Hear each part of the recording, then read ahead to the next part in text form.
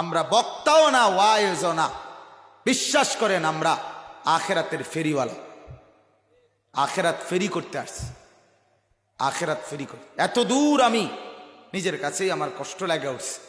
এত দূর আসার কোনো দরকারই ছিল না বক্তাগিরি করার জন্য, বক্তাগিরি করার জন্য দরকার ছিল না। এক ফেরিওয়ালা আসছে আপনাদের শুধুমাত্র বিবেকটা জাগানোর জন্য। আমি কি কি জানি এই ইন্টারভিউ দিতে আপনার কাছে আসি নাই। পৃথিবীর অনেক জ্ঞান আপনি বুঝদেন, হুজুর মহাজ্ঞানী, সুবহানাল্লাহ। হিমালয় পর্বতে মাটি আছে কত কেজি, আমি বললাম মনে করেন আপনারে আটলান্টিক মহাসাগরে পানি আছে মোট কত লিটার, আপনি শুনলেন সুবহানাল্লাহ, কি জ্ঞানী রে, এতুটি ফানি মাফলো কেমনে? না না, এই পণ্ডিতি দেখাবার কোনো দরকার নাই। আপনার বিবেক জাগাইতে আসছি বাপ, আপনাদের কলিজা জাগাইতে আসছি। এই শত শত যুবক বন্ধু, নওজোয়ান, আমি স্পষ্ট বলতে চাই, তোমরা ভাবতে শিখো, ভাবতে শিখো যুবক। যাদের কপালে সেজদা নাই, ফজরের নামাজ আজকে যারা পড়ো নাই, আমারে রাগ করো না বাপ, আমি বলে চলেই যাব, আমার জন্য রাগ করো না। আমি শুধু বলতে চাই, যাদের কপালে সেজদা নাই, তুমি রাস্তার কুত্তার লগে তোমারে মিলাইয়া দেখো। এই বাপ, মিলাইয়া দেখো, রাস্তার কুকুরের সাথে তোমার কোনো পার্থক্য মনে হয় কিনা, আছে কিনা দেখো তো। ওই জানোয়ারও খায়, ঘুমায়, ওই জানোয়ারও পেশাব পায়খানা করে, ওই জানোয়ারও তার যৌন চাহিদা, লজ্জাস্থানের চাহিদা, শাহওয়াত পূরণ করে। তুমি জানোয়ারও শুধু খাও, ঘুমাও আর পেশাব পায়খানা করো, আর লজ্জাস্থানের শাহওয়াত, মনের চাহিদা পূরণের জন্য একবার মোবাইলে উলঙ্গ ছবি, নর্তকীর নাচ, জেনা, ব্যভিচারের দৃশ্য আর রাস্তার মেয়ের পিছনে পিছনে হাঁটো। তোমার মাঝে আর ওই জানোয়ারের মাঝে পার্থক্য কোথায়? বলো না বাপ, বলো, দাঁড়ায় কও না, দাঁড়াও মিয়া কও, বলো, আমরা শুনি, আমরা সবাই শুনি, বলো তুমি, তোমার মাঝে তফাৎ কোথায়? ইনসান কোথায় তুমি? ইনসান।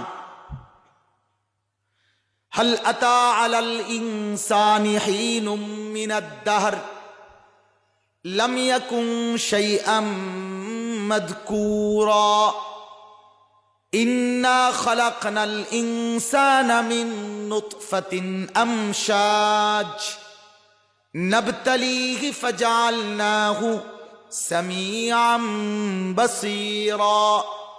রব্বুল আলামিন বলে, বান্দা শুনো, ও মানুষ, তুমি জানো কি আমি রব্বুল আলামিন একটা দীর্ঘ লম্বা সময় তোমার জিন্দেগির অতিবাহিত হয়েছে, যখন তোমার নাম নিশানা, যখন তোমার বিন্দু বিসর্গ কোনো পরিচয় কারো কাছে ছিল না, এমন একটা লম্বা সময়। এই গোটা পৃথিবী সাজাইয়া, আসমান, জমিন, চন্দ্র, সূর্য, গ্রহ, নক্ষত্র, আলো, বাতাস, রোদ, বৃষ্টি, ক্ষেত, ফসল, আগুন, পানি, মাটি, বাতাস সব জমা করে এই বিশাল এক ফ্যাক্টরির মধ্যে আমি রব্বুল আলামিন তোমার খাদ্যের উপাদান, তোমার রক্তের উপাদান, তোমার দেহের প্রত্যেকটা কণিকা আমি আল্লাহ খাদ্যের আকারে তৈরি করে তোমার বাবার পেটে দিয়েছি।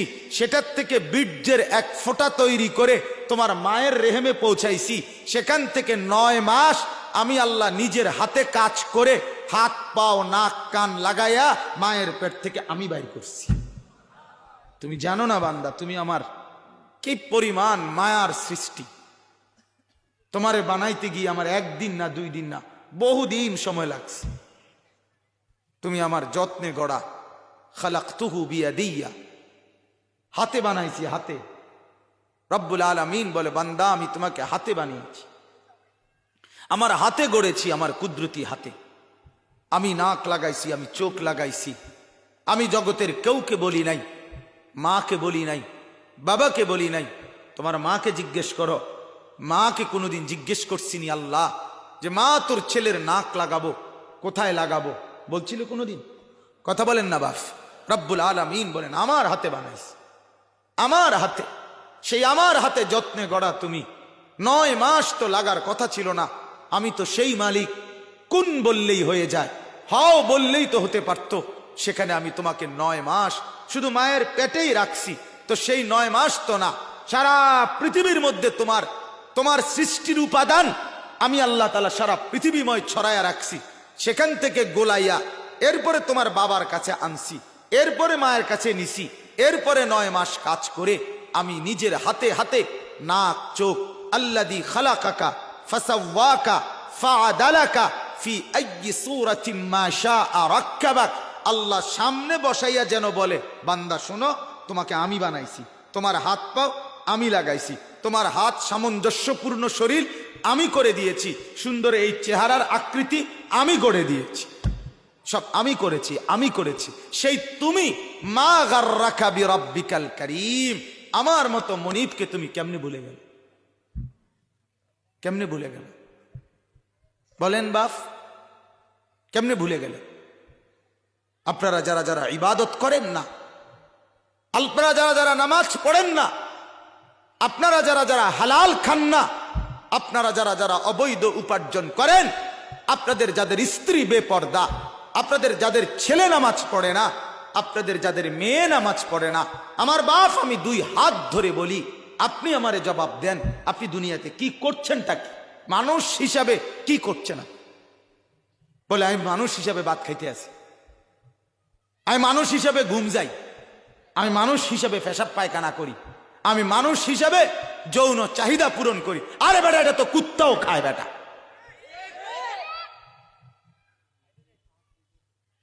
এই প্রয়োজন তো কুত্তাও পূরণ করে বেটা। তুমি মানুষ হিসাবে আলাদা কি করলে বলেন? এজন্য দয়া করে এই কথাইটাই বলতে আসছি, ফিকির করেন। এটা কোনো প্রদর্শনী না, সার্কাসের মাঠ না। আপনাদের এই বিপুল উপস্থিতি শুধুই কেবল প্রদর্শন রসম না, ইমানদার গুনার উপরে জমে না। বাপ আমার অনুরোধ, আপনি যদি কলিজার মধ্যে ঈমান থাকে, মুসলমান হয়ে থাকেন, তো মুসলমান একটা গুনাহ স্বাভাবিক বানায় না। দাড়ি কাটা এটাকে স্বাভাবিক বানায়েন না, এটাকে সারা দিনের জিন্দিগি বানায় ফেলেন না। টেলিভিশন দেখা এটাকে স্বাভাবিক জিন্দিগি বানায়েন না। বিড়ি সিগারেট খাওয়া এটাকে স্বাভাবিক জীবন বানায় ফেলিয়েন না। ঘরের মধ্যে রঙিন টেলিভিশন নাচ গান দেখা এটাকে স্বাভাবিক জীবন বানায় ফেলিয়েন না।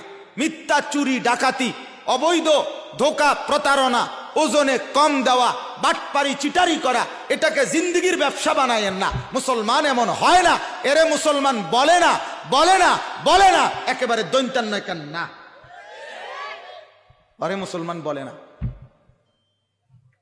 তারে মুসলমান বলে না। বাপ আল্লাহ তাআলা আমাদেরকে বুঝার তৌফিক দান।